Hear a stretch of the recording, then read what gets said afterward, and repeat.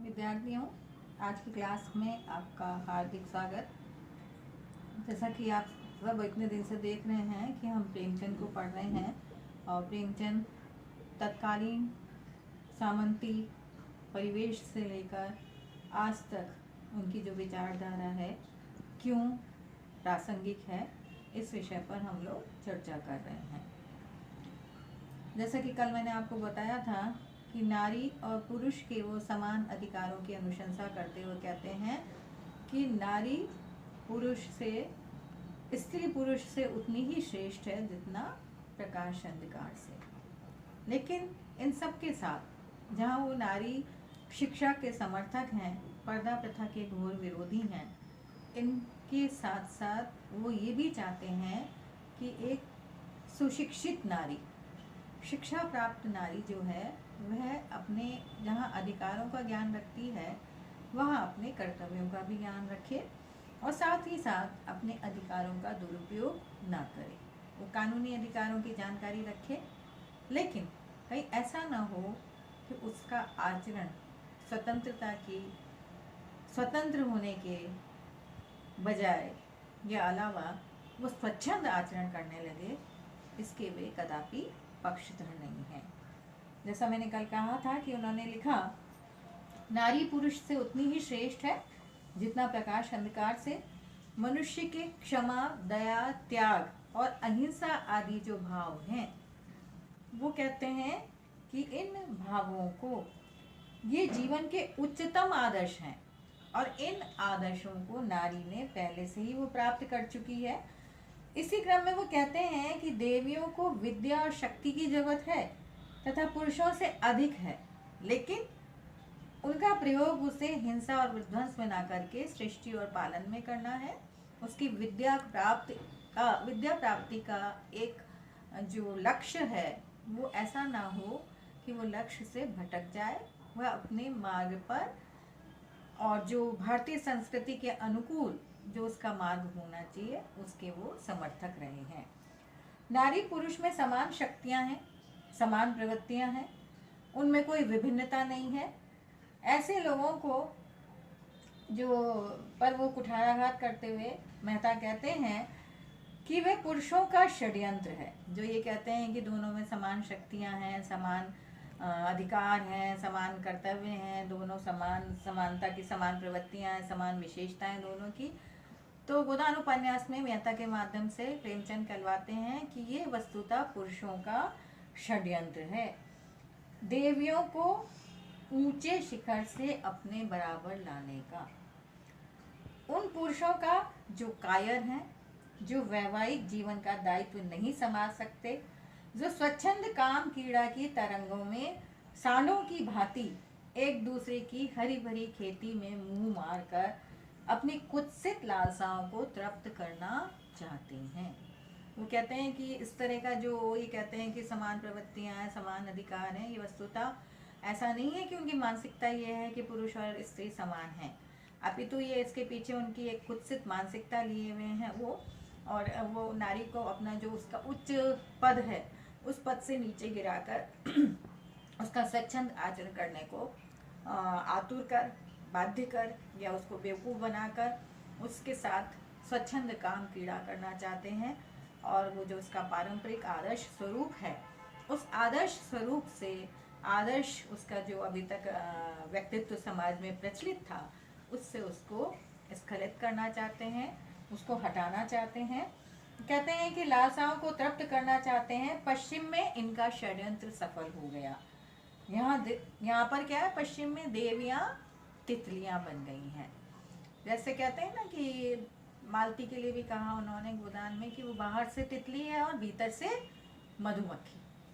मतलब देखने में तो तितली जैसे लगती है, बड़े मन को आकृष्ट करती है, बहुत सारे सुंदर सुंदर रंगों वाली होती है और ऐसी उड़ती फुड़ती है एक पुष्प से दूसरे पुष्प पर, जिस तरह से वो सबको आकृष्ट करती है उसी तरह से ऐसी स्त्रियां, ऐसे स्वच्छंद आचरण करने वाली स्त्रियां पुरुषों का बस मन मोह लेती हैं, उनको अपनी ओर आकृष्ट करती हैं।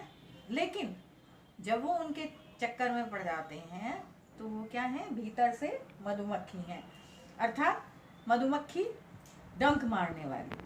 मधुमक्खी डंक मारती है तो जो उसका विष फैलता है, अर्थात घातक प्रभाव करने वाली हैं, एक घातक असर डालने वाली हैं, वो कहते हैं कि यहाँ देवियाँ तितलियाँ बन गई, मुझे खेद है, त्याग और तपस्या की इस भारत भूमि में यही हवा चलने लगी है। क्योंकि मैंने पहले भी बोला कई बार आपको कि हम पाश्चात्य संस्कृति के गुण अवगुणों पर दृष्टिपात न करते हुए अंधभक्त होकर उसको अपना रहे हैं, अंधानुकरण जो कर रहे हैं। यही कारण है कि यहाँ की स्त्रियां भी क्या हैं, स्वतंत्रता के नाम पर स्वच्छंद हो रही हैं, स्वच्छंद आचरण कर रही हैं, और वो उनकी स्वच्छंदता भारतीयता को कहीं ना कहीं समाप्त कर रही है। इसी क्रम में वो कहते हैं, भारतीय नारी का आदर्श मुक्त विलास में नहीं, सच्चा आनंद, सच्ची शांति केवल सेवा व्रत में है। हमारी भारतीयता का मूल गुण क्या है? सेवा, त्याग, तपस्या, सहानुभूति, क्षमा, दया, ममता, करुणा, सौहार्द। तो कहते हैं कि हमारा आदर्श क्या रहा? सच्चा आनंद, सच्ची शांति केवल सेवा व्रत में है। वही अधिकार का स्रोत है, वही शक्ति का उद्गम है। सेवा क्या है? जीवन का मूल मंत्र है। यदि आवश्यकता पड़े तो स्त्री परिवार की सेवा करे, किसी व्यक्ति को, किसी पारिवारिक सदस्य को जरूरत है सेवा की तो वो करे, और यदि उसको भी किसी चीज की जरूरत है, खुदा न खास्ता कभी वो बीमार हो जाती है, तो उसके लिए भी पूरा परिवार, यहाँ तक कि उसका पति पुरुष भी उसकी सेवा के लिए उसी तरह से बराबर से योगदान दे जैसे कि स्त्री। वो कहते हैं वही अधिकार का स्रोत है, वही शक्ति का उद्गम है। सेवा ही वह सीमेंट है जो जीवन पर्यंत एक दूसरे को साहचर्य की डोर में बांधे रहता है। कहते हैं सेवा ही वह सीमेंट है जो दंपति को जीवन पर्यंत स्नेह और साहचर्य की से जोड़े रखता है, जिस पर बड़े बड़े आघातों का कोई असर नहीं होता। बड़ी से बड़ी विपत्तियां आ जाएं, बड़े से बड़े व्यवधान आ जाएं, बड़े से बड़ी परेशानी आ जाएं, मुश्किलें हो जाएं जीवन में, लेकिन यदि हम दोनों और साथ साथ सेवा के साथ, साहचर्य के साथ परस्पर विश्वास, विश्वास एक ऐसी चीज है जिससे कि पति और पत्नी जीवन पर्यंत एक दूसरे की डोर में बंधे रहेंगे। अगर इन तत्वों का यदि अभाव हो गया तो वहां पर क्या है? विवाह विच्छेद है, वहां तलाक है, वहां पारिवारिक विघटन की स्थिति है, वहां तनाव है, वहां डिप्रेशन है, वहां अकेलेपन की त्रासदी है। तो वो कहते हैं जहां सेवा का अभाव है वहां विवाह विच्छेद है, परित्याग है, अविश्वास है, और आपके ऊपर जीवन की नौका का कर्णधार होने के कारण जिम्मेदारी ज्यादा है। आप क्या हो? परिवार की धुरी हो, परिवार आप पर अवलंबित है, परिवार का पूरा परिवार आप पर ही चलता है। जिस तरह से रथ की धुरी जो होती है, बीच में एक चक्का जो होता है, इसी तरह से स्त्री क्या है? परिवार की धुरी है। तो आप पर अधिक दायित्व है, अधिक जिम्मेदारी है। तो इस जिम्मेदारी का निर्वहन आप भली भांति करें, और जीवन नौका की कर्णधान है, जीवन रूपी नैया की, नौका की कर्णधान है, उसको खेने वाली हैं, उसको भवसागर से उतारने वाली हैं। इसलिए आप अपनी जिम्मेदारी को समझें। होने के कारण जिम्मेदारी ज्यादा है, जरा सी असावधानी की कि नौका डूब जाएगी और आप भी डूब जाएंगी। तो इन तत्वों का यदि कहीं हमें अभाव दिखाई देता है तो क्या है?